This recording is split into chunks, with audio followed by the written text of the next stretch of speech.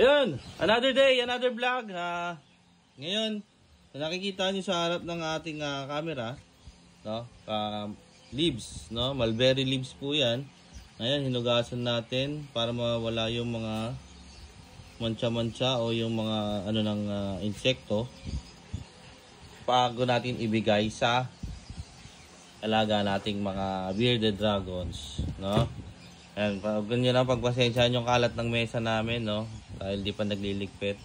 So, nagawa lang tayo ng video for tips 101 na kailangan natin pakainin ang mga hatchlings, sub-adult, breeder ng mga gulay para matuto silang kumain habang bata pa lang. Kasi pag nag-adult sila, yan, pag nag-adult sila,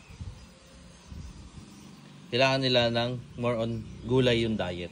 So, yun lang. Mamaya papakita ko sa inyo. Yan guys, pakikita ko sa inyo. Siyempre, hiwain natin yan ng maliliit para makain nila ng mabuti. Purol pa ng kutsilyo ko.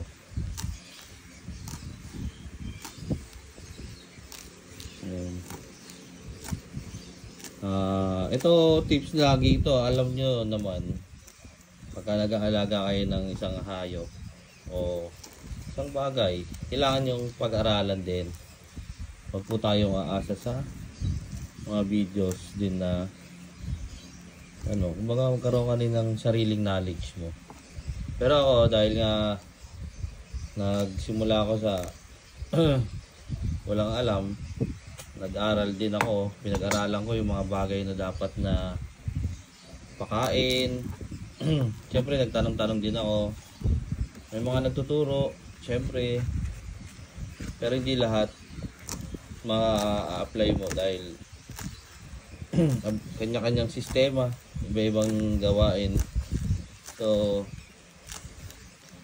kumbaga kanya-kanya yung applicable sa time management and yung kung ano yung available na pagkain ng hayop mo. Katulad nito sa amin dito sa village, maraming mulberry, pero hindi ako masyado kumukuha dahil nakakahiya.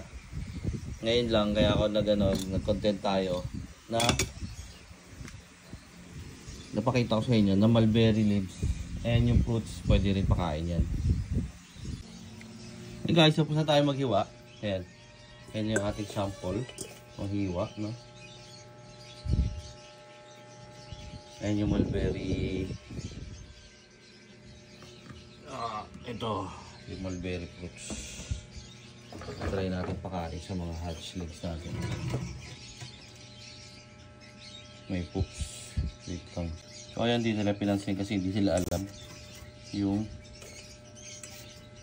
nilapag ko. So ayan, ganyan lang. Pag tayo ng ganyan, kasi sa hapon tatanggalin din natin yan pag may natira. Ito hindi ko natanggal kahapon kasi nagbiyahe tayo. Ayan. Itong natin, hindi ito masyado kumakain ng gulay, kaya sinusubuan ko pa yan.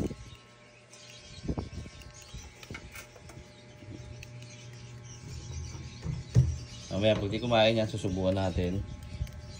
Tapos yan.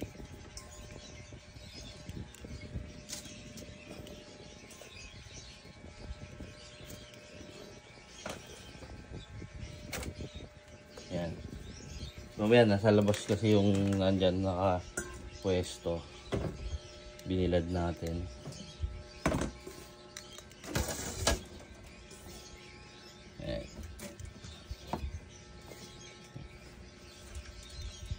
So, yun lang. Ayan, so ano yung mabibigay yung ano ba yung maging benepisyo ng mga gulay sa bearded natin? Siyempre, number one, siyempre yung health nila mas magiging maayos. Siyempre, hindi din tayo pwedeng magpakain lagi ng mga insect, lalo sa mga hatchlings. Kasi kailangan din natin sanayin sila ng gulay. Laglag. Yan. Kailangan din natin sila sanayin ng gulay. Para sa kanila din yun. Kasi pagka dating ng adult age nila, kailangan nila talaga ng more on vegetables. So, abala ng buhok natin, kailangan natin ng pagupit. Para iwanan natin yung mga dating 2024 na mga nangyari.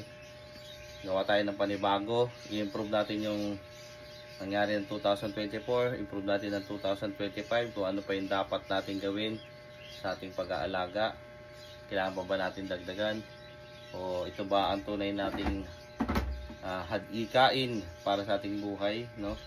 So meron tayong mga alaga ngayon na bago, yung mga BP, ball python. Yan. So hanggang doon na lang ang ating video.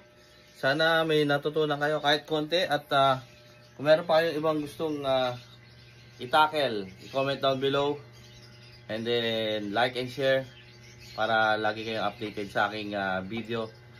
Click mo na yung notification bell. So ano pang hinihintay mo? Peace out!